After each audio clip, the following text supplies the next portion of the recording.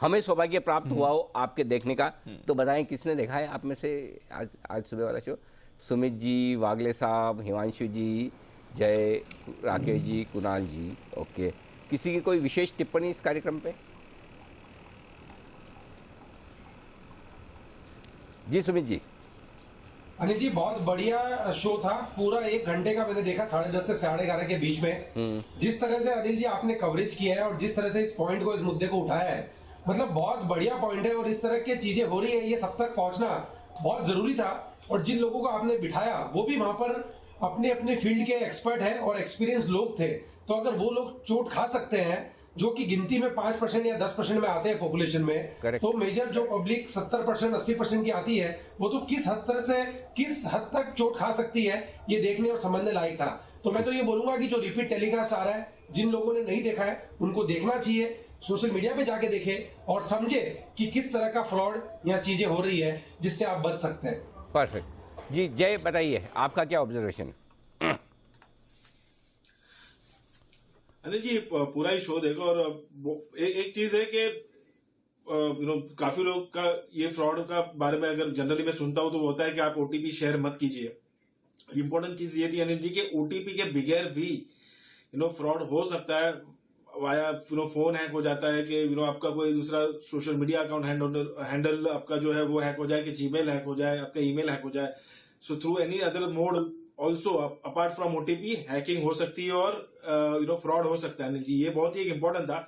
और अनिल जी, लास्ट में आपका लगभग 8 से 10 मिनट का आपका जो कंक्लूजन था, उसमें मुझे एक पॉइंट तो बहुत ही बढ़िया लगी, and which I think all the brokers should implement as well. जो आपने कहा कि आपका किसी का भी क्रेडिट कार्ड में अगर फ्रॉड होता है, 100 रुपए का हो कि लाख रुपए का हो, और जब भी समझ में आता है तो आप क्रेडिट कार्ड ब्लॉक कर देते हो, तो फर्दर आपका कुछ हो नहीं। लाइकवाइज अगर ट्रेडिंग अकाउंट भी ब्लॉक कर दिया जाए, आई मीन एक बार अगर किसी के अकाउंट में फ्रॉड होता है और वो अगर फोन करके बोले कि मेरा अकाउंट आप एक टाइम के लिए ब्लॉक कर दो, तो फर्दर कुछ ना हो। That was the most important key takeaway energy. Immediately वो तो एक्शन में ला ही सकते हैं, and I think it should be very easy to implement as well. जी वागले साहब। अनिल जी, पहले तो ना मुझे बहुत डर लगा ये देख के। और सबसे अच्छा, जो अभी इतने सालों से मैं मार्केट में हूँ, मुझे क्या अच्छा लगा, और मैं आपको मतलब चढ़ाने की कोशिश वगैरह बिल्कुल भी नहीं कर रहा हूँ। आपने जो आपका जो लास्ट 3 या 4 मिनट का जो ये था, जो आपने अथॉरिटीज को क्या बोलेंगे, मतलब उनको अकाउंटेबल बोलो या उनको सॉल्यूशन देने के लिए जो पॉइंट्स रेस किए, जी। मेरे लिए वो सबसे महत्वपूर्ण थे। और मैं ये समझता हूँ, ऑफ कोर्स मैं बहुत छोटा हूँ, आपको एडवाइस देने की कोशिश अरे नहीं कर सर। रहा हूँ।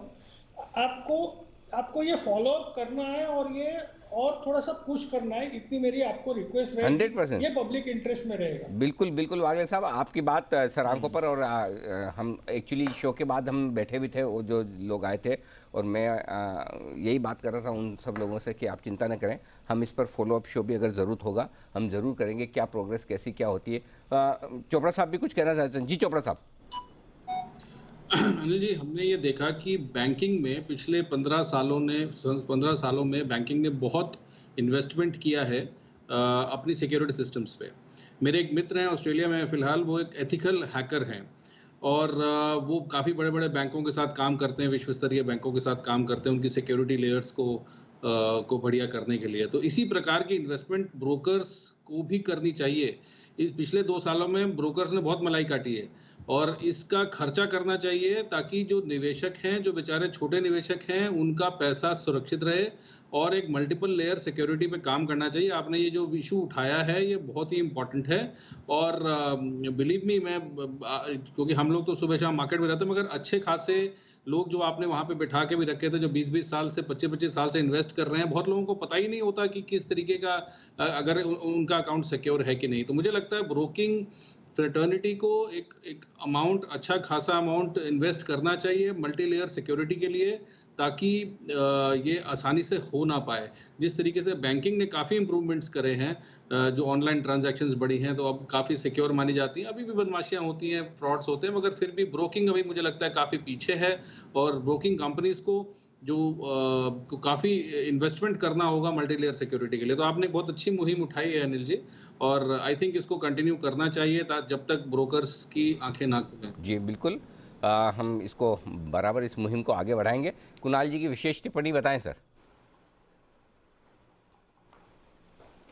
अनिल जी देखिए, मैंने बड़ा ध्यान से देखा अनिल जी पहली बात तो सभी ने कहा बहुत ही साहसी शो लगा अनिल जी मुझे, क्योंकि अनिल जी इसके बारे में मुझे बिल्कुल मालूमात नहीं थी। ये पहली बार मैंने सुना इस तरह का, जब कल आपने कहा तो पहली बार मेरे ध्यान में ये चीज़ आई। और अनिल जी जिस तरह से हो रहा है वाकई में चौंका देने वाला है।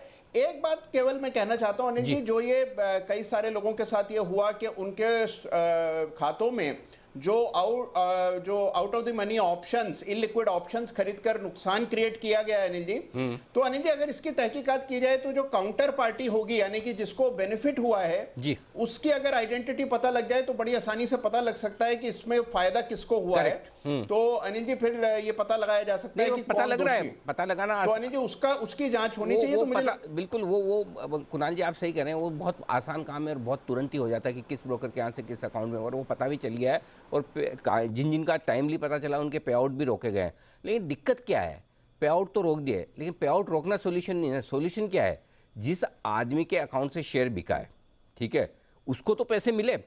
इधर पे आउट रुक गया, इधर पे उसके जो पैसे गए वो जब तक मैटर सेटल नहीं होगा, पुलिस केस हो गया, अब मैटर कोर्ट में जाएगा, कब जाएगा। तो अगर किसी से सोचो, एक जस्ट इमेजिन, वो बुजुर्ग जो थे 1.5 करोड़ के शेयर, उनके 1.5 करोड़ के शेयर बिक गए, ठीक है, सामने उनके अकाउंट में कचरा आ गया। अब उनके तो 1.5 करोड़ अटक गए। अगर आज उनको किसी भी वजह से पैसे की ज़रूरत है या उनके जो शेयर, अब उनको कब पैसे मिलेंगे भगवान जाने। तो दिक्कत ये है। सो लेट्स सी अब सॉल्यूशन इसका कितना फास्ट कैसे क्या होता है, हम इन चीज़ों पर आगे बढ़ने की कोशिश करें। लेकिन अभी इस वक्त इस बात को उठाने का मकसद ये है कि देखिए, जब आप ऑनेस्टली ईमानदारी से कोई मजबूती से कोई कदम उठाए तो उसका एक्शन दिखता है। जाहिर सी बात है कि दो जो लोग आए थे, हमारे 3 में से जो पीड़ित थे, उनमें से एक ने कहा भी, इनफैक्ट उनके 2 के अकाउंट जीरोधा के साथ थे, और ऐसे में हमारे इस ऑपरेशन के तुरंत बाद जीरोधा की तरफ से उनके क्लाइंट्स को कुछ इन्फॉर्मेशन गई है, कुछ मेल्स गई है, कुछ सूचना गई है कि किस तरह से वो उनके अकाउंट्स को ज़्यादा सेफ बना सकते हैं। आशीष हमारे साथ हैं पूरी डिटेल्स लेकर। आशीष बताइए, जीरोधा ने इस पूरे ऑपरेशन के बाद, इन्वेस्टिगेशन के बाद क्या एक्शन लिया है? सर एडवाइजरी इशू की है, लेकिन एक पहली लाइन ही मुझे थोड़ी सी अजीब लग रही है, मैं आपको पढ़ के सुनाता हूँ। इसमें लिख रहा है कि firstly any measure from our side is helpful only if the customer doesn't willingly share account access with others by giving into the lure of quick and easy money. यानी आसान पैसे के लालच में अगर आप अपने अकाउंट की डिटेल्स दे देते हैं, ऐसे केस में जीरोधा आपकी मदद नहीं कर पाएगा। लेकिन हमारे पास 2 प्रत्यक्ष केस ऐसे थे जहां पर इन्होंने कोई भी डिटेल शेयर नहीं की। Absolutely. और अकाउंट हैक हुआ। एक बार नहीं हुआ सर, 7 बार हुआ। ये चीज़ समझनी चाहिए जो चोपड़ा साहब ने बहुत ऑनेस्टली और चोपड़ा साहब ने बहुत स्ट्रांगली ये बात कही। मुझे याद है जब पहली बार एनएससी वाला टेक्निकल ग्लिच वाला मामला होता तो मैं चोपड़ा साहब के ऊपर जोर से बोला भी, मैंने बाद में माफ़ी भी मांगी कि आप डरते क्यों है एक्सचेंज से किसी से। आज चोपड़ा साहब ने वही चीज़ को बहुत स्ट्रांगली उठाया कि जब तक ब्रोकर सुधरेंगे नहीं, उन्होंने शब्दों का इस्तेमाल किया, मलाई काटी है आपने पिछले 2-3 साल में, मोटा पैसा बनाया, सिस्टम पे लगाइए, यही प्रॉब्लम है। चोपड़ा साहब, ये पहले सेंटेंस में एरोगेंस नजर आती है, मानने को तैयार नहीं। अगर आप जल्दी और मोटे मुनाफे के लालच में लोगों को ओटीपी दे रहे, अरे भाई ऐसा नहीं है मैटर। वो 2 आदमी जो अच्छे खासे आईटी प्रोफेशनल है, 20-20 सालों से मार्केट में ट्रेड कर रहे हैं, उनको पता है ये ऐसा कुछ नहीं करना है, उसके बावजूद उनके अकाउंट हैक हुए हैं। एनीवे, कभी न कभी तो मानेंगे। आगे बताइए क्या क्या आगे भी बताऊं आपको। तीसरा पॉइंट सुनिए, we have email login alerts whenever there is a login from different type or address. ऐसा तो हुआ नहीं, ऐसा हुआ नहीं। और अगर हो भी रहा तो ईमेल अलर्ट क्यों, एसएमएस अलर्ट क्यों नहीं है? क्या मैं हर वक्त अपना ईमेल चेक करता हूँ रिफ्रेश करके? नहीं करता हूँ, लेकिन एसएमएस आएगा तो मैं अपने फोन पे चेक कर सकता हूँ। ये भी एक केस है जो मुझे समझ में नहीं आ रहा कि ऐसे क्यों करें। इसके अलावा अगर आप देखें तो कह रहे हैं कि काफी सारे मेजर्स हैं जिसके चलते आप अपने अकाउंट को प्रोटेक्ट करके चल सकते हैं। एक एडवाइजरी जीरोधा की तरफ से ये आ रही है कि ना कि सिर्फ ट्रेडिंग अकाउंट में, वैसे ट्रेडिंग अकाउंट में 2 फैक्टर ऑथेंटिकेशन अनिवार्य है, लेकिन आप इससे जुड़ा हुआ जो ईमेल एड्रेस है इसमें भी 2 फैक्टर ऑथेंटिकेशन का इस्तेमाल कीजिए, तो आपके हैक होने के जो चांसेस हैं, आपकी सेफ्टी थोड़ी सी बढ़ जाएगी। इसके साथ अगर आप देखें तो कह रहे हैं कि अगर आप मोबाइल एप्लीकेशन यूज कर रहे हैं तो बायोमेट्रिक्स का प्रयोग कीजिए। साथ में जो टाइम बेस्ड 1 टाइम ओटीपी होता है, जैसे गूगल ऑथेंटिकेटर है, इसका इस्तेमाल करें। बायोमेट्रिक्स है, फेस अनलॉक है, इसका इस्तेमाल करेंगे तो आपकी सिक्योरिटी ज़्यादा बढ़ती हुई नजर आएगी। एक और खास बात ये भी कह रहे हैं कि अगर आप कोई लिक्विड स्टॉक में ट्रेड करते हैं तो इसके लिए जीरोधा कहता है कि आपको TOTP जो है एक्टिवेट करना अनिवार्य हो जाता है। और साथ में सर एक और ख़ास बात है जो क्लियरली जीरोधा बिल्कुल कह रहा है कि आप रेडिफ मेल का इस्तेमाल ना करें। साफ साफ कह रहा है तो यानी कि ये जो दोनों अकाउंट जिनके साथ में हैकिंग हुए उनके ईमेल आईडी रेडिफ के थे, बिल्कुल। तो रेडिफ के लिए वो साफ मना कर रहे हैं, साफ मना कर देने। इसमें कह रहे हैं कि रेडिफ मेल में दरअसल क्या हो गया कि इनके स्पैम फिल्टर कमजोर हैं, वीक पासवर्ड ले लेते हैं और सिक्योरिटी चेक्स जो हैं सस्पिशियस लॉगिन्स भी होते हैं, तो रेडिफ मेल आपको अलर्ट नहीं देता है। तो सर ऐसे मेल को ईमेल सर्विस प्रोवाइडर को काम ही नहीं करना है। आप सब लोगों से निवेदन है, आप अगर रेडिफ मेल यूज कर रहे हैं तो प्लीज अपनी ईमेल आईडी बदलिए, तुरंत प्रभाव से बदलिए, इससे पहले कि आपके अकाउंट में किसी तरह का हैकिंग अटैक हो, प्लीज बदल दीजिए, ये ध्यान में रखिए। तो ये सारे उपाय बताए गए हैं, कुछ अच्छे हैं, कुछ अभी भी मानने को तैयार नहीं है कि गड़बड़ है। गड़बड़ मानेंगे तो आगे बढ़ेंगे और उसको सुधारेंगे, ये बहुत ज़रूरी है। रात 8 बजे ये शो आप फिर से देख सकते हैं। अगर आपने सुबह मिस किया है, कोई बात नहीं, काफ़ी लोगों में पूछ भी रहे हैं, हम देखना चाहते हैं। रात को 8 बजे फिर से ये शो आप देखिएगा, और यूट्यूब पे और हमारे ट्विटर हैंडल पे तो है ही है, हमारी डिजिटल वेबसाइट्स पर भी है, लेकिन रात 8 बजे ऑपरेशन डीमेट डाका रिपीट टेलीकास्ट मिस मत कीजिएगा। ये शो बेहद काम का होगा आपके लिए।